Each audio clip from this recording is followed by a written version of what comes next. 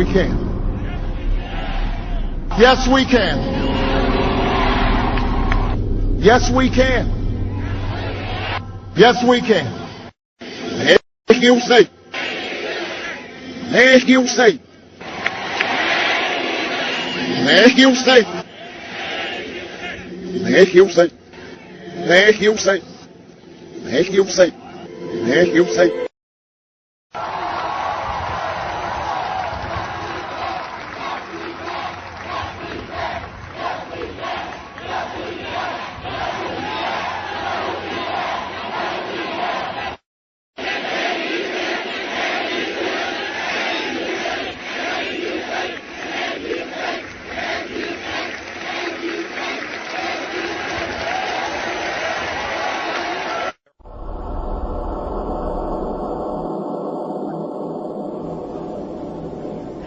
Politicians are advancing a global plan, the plan of the Antichrist.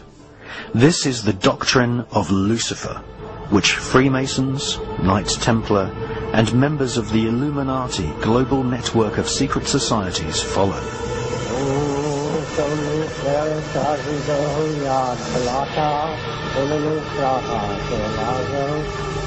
Their goal is the total spiritual and ecological destruction of the world.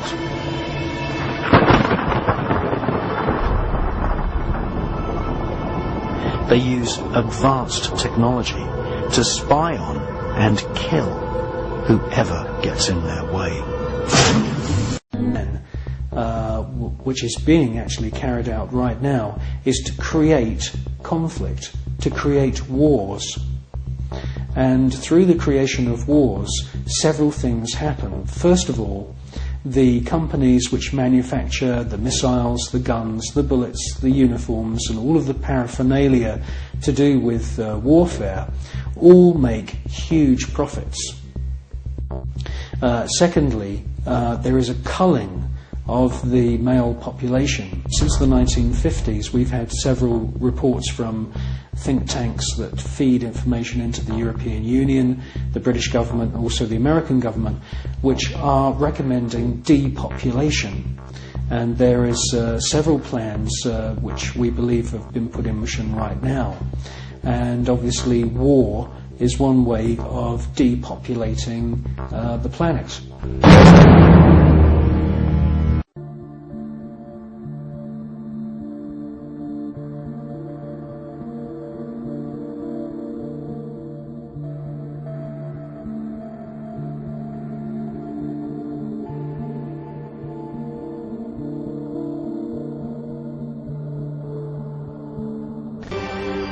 You see, when I look at sin, and I see it as a relatively small thing, and I look at the eternality of hell, it seems like there's a vast difference between them.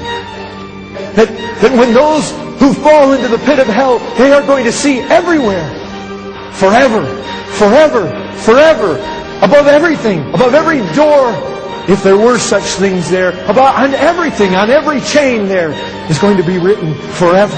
There is utter hopelessness. Look at that.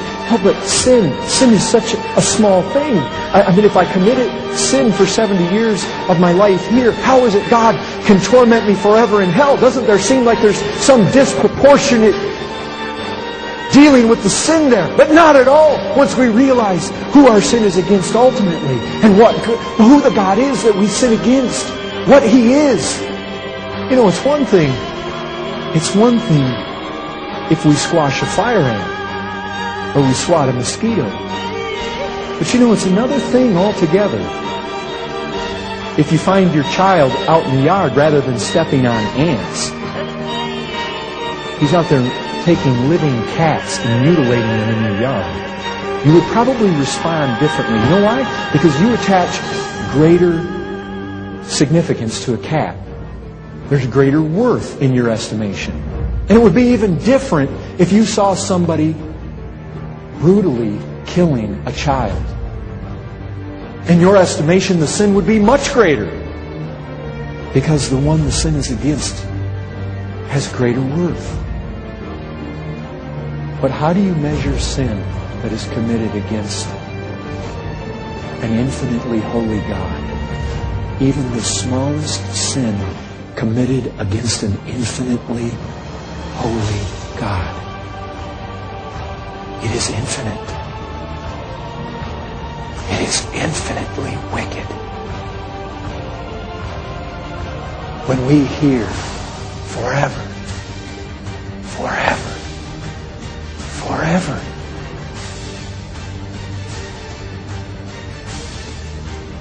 hell is reasonable.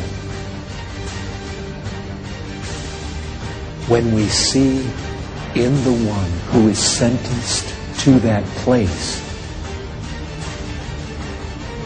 wickedness that is infinite.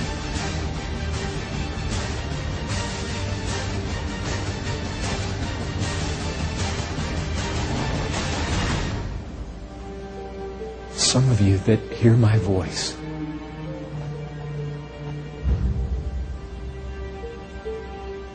you are quickly moving in that direction. Every man who has broken even one law of God is under a curse. What does it mean to be under a curse? It's a very difficult thing. It's such a horrible idea. Let me put it to you this way.